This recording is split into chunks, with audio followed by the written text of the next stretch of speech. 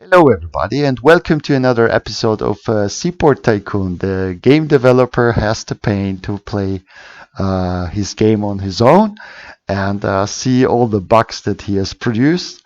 Today, again, back on the editor, so the developers console, to see how the things are moving and how they're performing and play a little bit and show you play a little bit around with the features and also show you the most recent developments.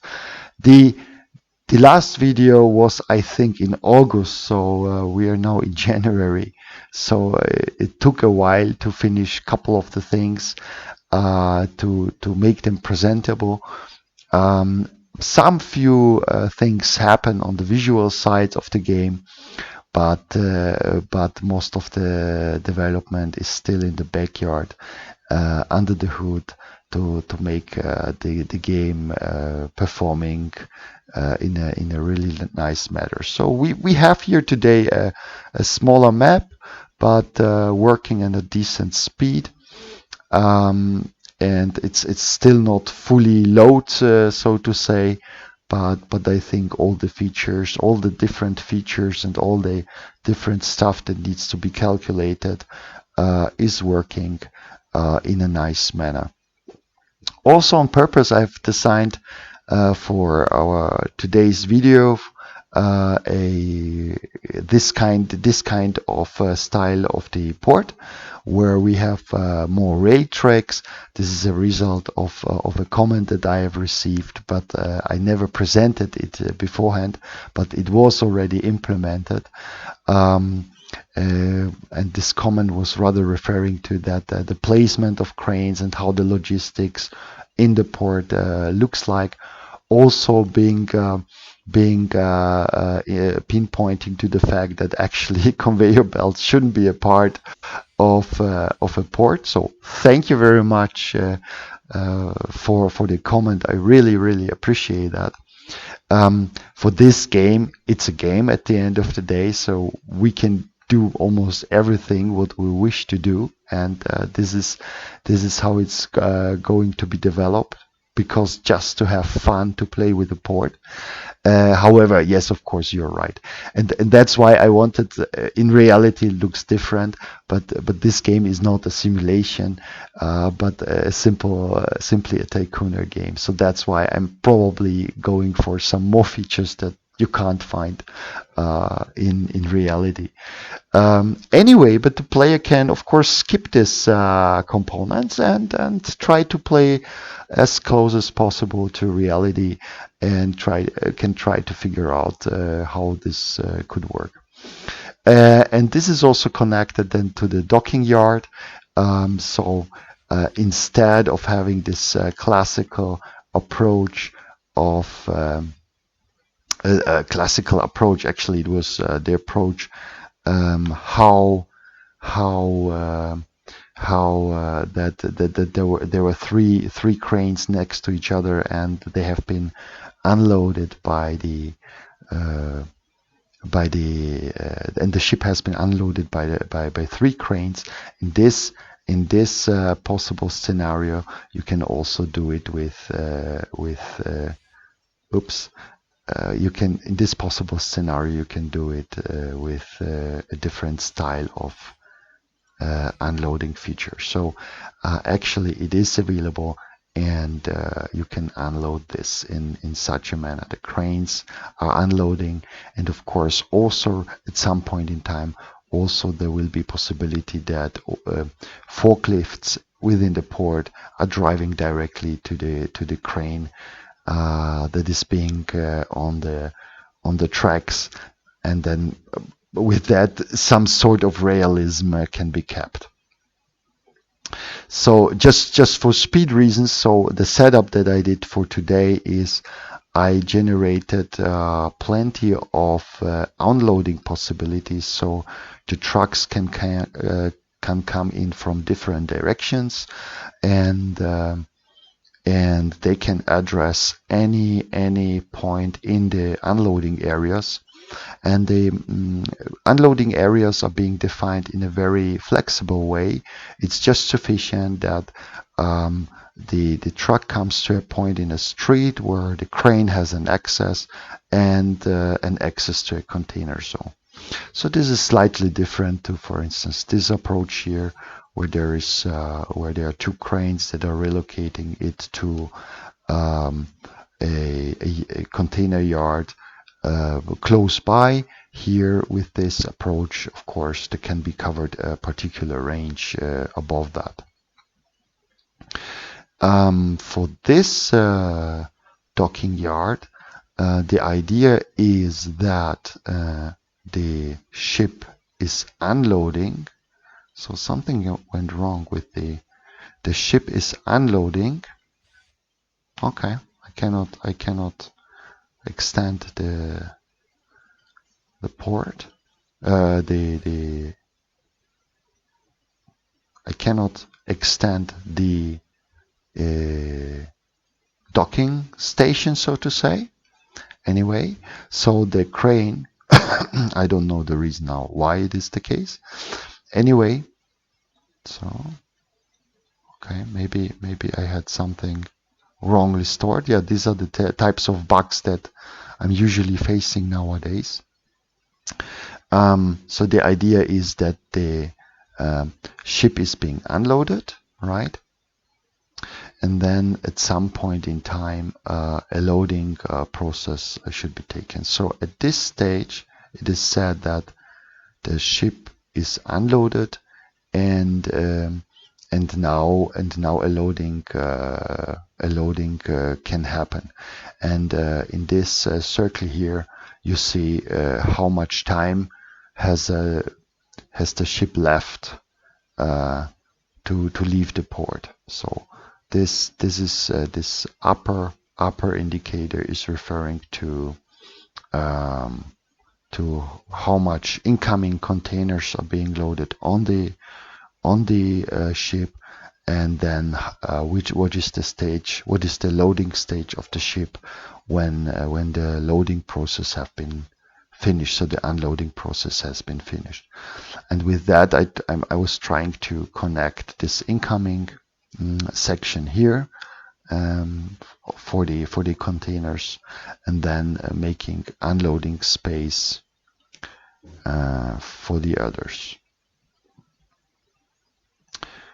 Most probably I could do already here, for instance, a crane, street crane. I will go now in the classical way. So the street crane will be in the position to unload, to load now, to serve the trucks that are in charge of picking up the white containers, so in the incoming, and we see them. So what I did in the past few months is I also changed the color of the trucks. So white trucks are indicating that they brought in a container that is supposed to be shipped to somewhere in the world, and the red trucks are supposed to come in and to pick up a container from the port, and this truck should now go into this direction and ask the crane to load him. Yeah, and this is also happening. The trucks are coming also from the other directions, from all the types of directions, and I see also some trucks that are coming here to being unloaded. If I go also on an elevated level with the crane tracks, and if they cross also a street, also this crane, he can unload the truck or load the truck not only in this direction, so being in parallel, but also in the crossing sections. And being on an elevated level, it can also address the container zones that are being loaded on a lower levels. And this can go also vice versa. So I can use, depending on the style you wish to play. So the icons are still not at the development level that I would like to have them. Anyway, so I can position the icons at any level that I wish to, right? And make some sort of and use the space of the port as efficient as possible. So at the end of the day, also a multi-level constructing of the ports will be possible, and it's up to the creativity of the player to figure out how he or she wants to play the game. So let's add another incoming container zone so that maybe some relocation can be done. I was wondering whether the loading is working here, but I think it is not optimal at the moment. And the other aspect is, so yeah, we can observe it. So we see here that the container ship is being unloaded, and in some point in time, I hope that it's very obvious that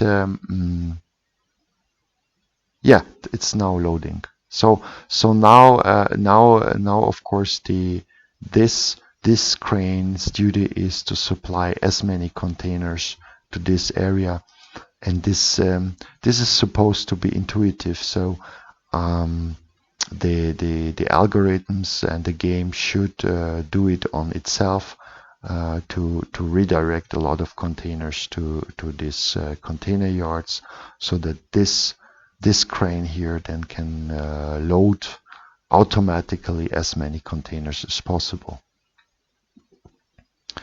Respectively, what is also, I'm calling, by the way, this process container relocation within the game, and for this to increase the capacities and the so to say the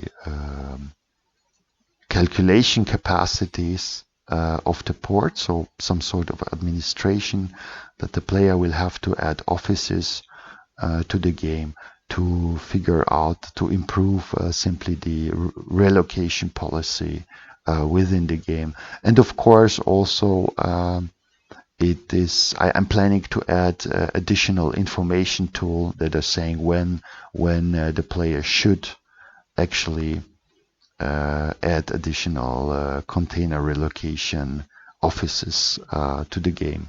So this is just for fun to add another challenging aspect to the game.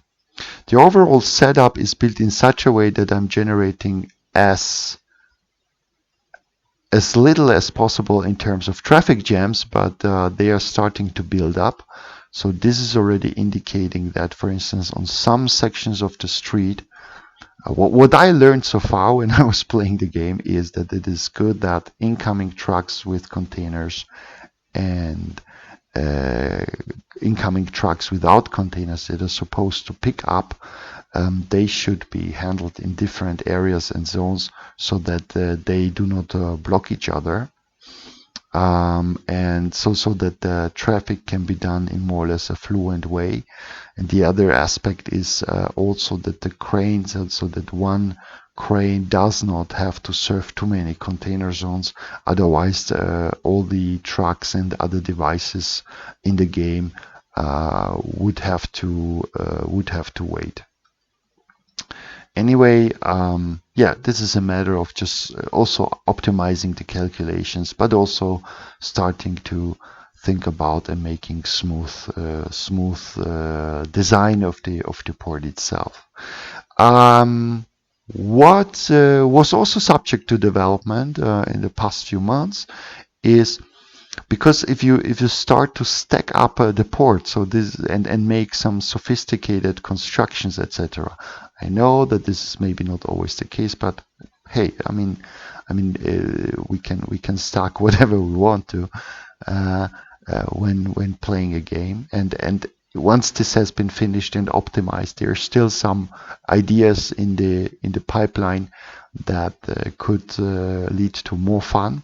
But anyway, if you then need to change something in the system, I figured out very quickly that it is really annoying to destroy the whole tile here with all the existing roads, but you just need to change one piece. So one part of the most recent developments, and I think I posted it also in one of the articles, but it took of course longer to finish all the aspects to code, is that I can take out simply particular pieces, and so still making a short block, and then the whole tile is being recalculated, and I do not interfere with the infrastructure that I would like to keep for the player, for the port itself. So I don't need to destroy everything and set up this one particular tile in a new way.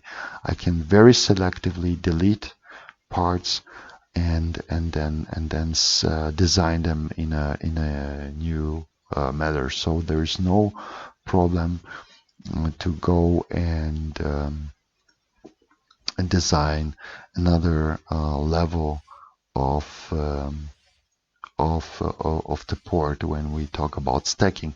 In this context, it would be maybe not that good because I'm having here this crane, so most probably I would have to go for a different level, because at the moment it is still not possible, but if I start to cross that, it would go through, but there will be at some point an information that something is above me and it is blocking me, so that this is not possible to execute the action in this way. So for instance, like here, if I would pull over the street today, the crane would go through, but in future I would start simply to block the container, the trucks below. Yeah, so this yeah, now it goes through, and in future it should stop. So yeah, that's it for the moment. The level of complexity and way of complex gameplay is being increasing, and of course the challenge is to smoothly. And now I was in this port, the container sending is more development than the container receiving, so to say. To increase in the overall port the complexity and the procedures, and to keep the traffic flowing, and ultimately on some other level that the customer gets the feedback, receives the feedback that the port is working properly and it is good for the overall economy, let's say, of the country, and then you will get more containers, etc. So the economical part will follow, but I think this is a matter of variables that will then trigger how much containers will be generated for the game. As for the moment, it is more of a sandbox style, where the challenge is that the time that the ship is needing to unload and load is being used in a smart manner. Obviously, I can see this is blocking. This is being blocked, and it should work more smoothly. This is something to be optimized and balanced in a more manner. I hope you liked it. I hope you liked the development, yeah, I really hope you're going to keep on following the development of the game, and don't forget to like also the game, and to wishlist it on Steam. This helps very much and motivates to continue the development in general. Thank you very much and have a great day. Bye.